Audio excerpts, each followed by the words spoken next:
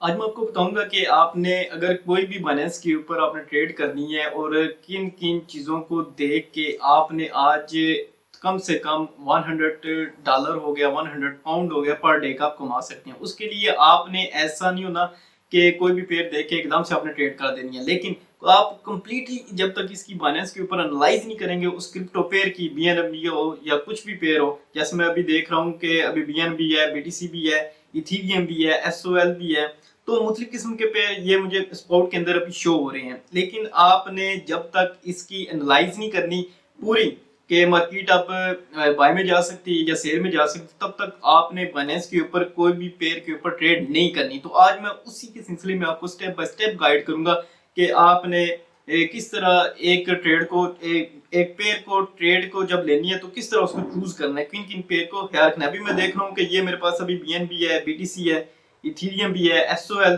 भी है, डॉग भी है, पीपल भी है। लेकिन फॉर एग्जांपल के तौर पे अभी मैं कह सकता हूँ कि मुझे बीएनबी के ऊपर ट्रेड करनी है। तो बीएनबी के ऊपर ट्रेड करने के बाद ये मैं देखता हूँ कि इसमें मुख्तलिफ किस्म की एनालाइज आ रही हैं। अभी कंप्लीटली एनालाइज देखने के लिए मैं आपको ले चलता हूँ स्क्रीन के ऊपर और आपको बताता हूँ कि आपने किस तरह इसकी वीकली, डेली और जो H1 के हिसाब से जो भी है किस तरह आपने एनालाइज करके बाद में उसके उस जो कॉइन होता है उसको चूज करना है और उसके ऊपर ट्रेड करनी है। तो चलिए मैं स्टार्ट करता हूँ। फॉर एग्जाम्पल के ऊपर देख लें कि ये फिलहाल अभी मैंने ये एक बीएनबी का ओपन किया हुआ है चार्ट, क्योंकि अब हमारा ये मकसद है कि हमने बीएनबी की वो ट्रेड देखनी है किस तरह हम इसको बाय और सेल कर सकते हैं। कोई भी ट्रेड आपने करनी हो तो ये बता देता हूँ कि अभी मैं बीएनबी के ऊपर हूँ और जो टाइम फ्रेम है वो 30 का यूज कर रहा हूँ, लेकिन इसको मैं वीकली के ऊपर चेंज कर देता हूँ। आपने यहाँ से जाना है और यहाँ से आपने सेलेक्ट करना है वीकली। ये वीक के हिसाब से मैंने इसको आप चेंज कर दिया है, तो आप वीकली भी कर सकते हैं इसको।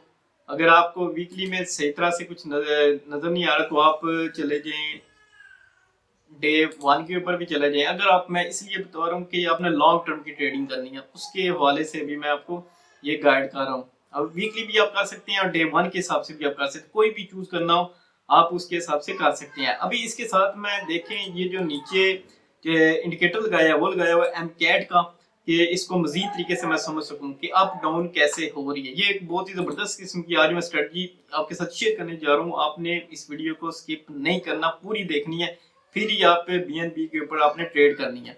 फॉर एग्जांपल के तौर पे अभी मैं एक लाइन ड्रा कर लेता हूँ जिसमें से आपको बताता हूँ कि ये देखें, एक ये लाइन है, एक जैसे कि यहाँ से एरो भी शो हो रहे हैं कि ये लाइन है, एक यहाँ से ये लाइन है। इसको मैं चाहे एक दफा खत्म करके कोई छोटी लाइन लगा लेता हूँ क्योंकि ये आपको बड़ी नजर आ रही है।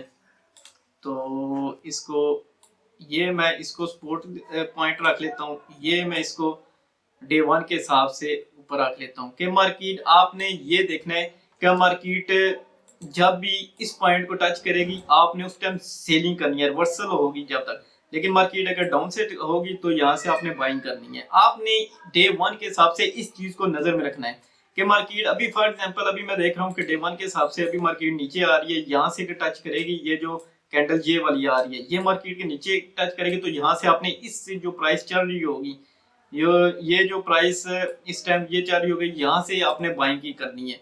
तो अभी फिलहाल डे 1 के हिसाब से तो आप फिलहाल अभी वेट करें।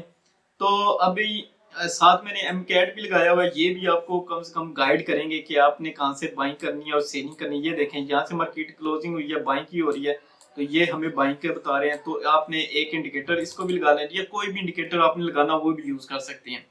तो इसके साथ अभी यहाँ से मार्केट को मैंने, क्योंकि यहाँ से मार्केट हमेशा रिवर्स होती है, ये जो पॉइंट है ये इसको हम कह लेते हैं ये रिवर्सल पॉइंट है, क्योंकि लास्ट लो पे जब करेगी उसको आप, ये रिवर्सल पॉइंट है, इसको आपने याद में रखना है कि रिवर्स यहाँ से मार्केट होगी, बाइंग की आपने करनी है। तो इसको बाय जोन में कह लेता हूँ कि ये जो एरिया है, ये वाला एरिया जितना भी है ये बाइंग जोन है। अगर मार्केट यहाँ से टच करेगी तो यहाँ से ऊपर निकलने के ज्यादा चांस हैं कॉइन के, बीएनबी के, मैं बीएनबी की बात कर रहा हूँ। अगर मार्केट यहाँ से आएगी तो यहाँ से रिवर्स होगा, क्योंकि ये जो पॉइंट ये रिवर्सल के लिए मैंने आपको बिल्कुल सादा तरीके से आपको समझा रहा हूँ कि क्वीन बीएनबी के ऊपर या कोई भी पेयर हो, कोई भी क्वीन हो, उसके ऊपर आपने ट्रेड कैसे करनी है। तो ये भी देख रहा हूँ कि इसकी भी आपने ये करनी है कि यहाँ से आप इसको मैं कह लेता हूँ कि ये सेलिंग जोन है, कि जब मार्केट जब भी इस लेवल को टच करेगी तो आपने सेलिंग जोन कह लें, सेलिंग ट्रेड कह लें, आपने इसके ऊपर सेल करनी है, बाय करनी है, तो ये सेल ही आपने यहाँ से करनी है। ये एक डे वन के हिसाब से मैं आपको समझा रहा हूँ।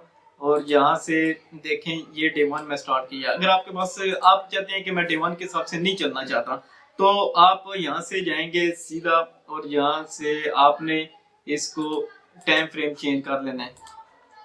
ये टाइम फ्रेम इसको चेंज करेंगे तो आप H1 के हिसाब से आ जाए। आप टाइम फ्रेम कोई भी रख सकते हैं, ये डिपेंड करता है कि आपने कैसे ट्रेड उसके ऊपर करनी है। ये इसमें कोई ऐसी लिमिट नहीं है कि आपने ये टाइम फ्रेम रखना है। अगर आप शॉर्ट टर्म के लिए ट्रेडिंग करना चाह रहे हैं तो यहाँ से आपने एक चीज नोट करनी है कि रिवर्सल पॉइंट कहाँ कहाँ बनती है।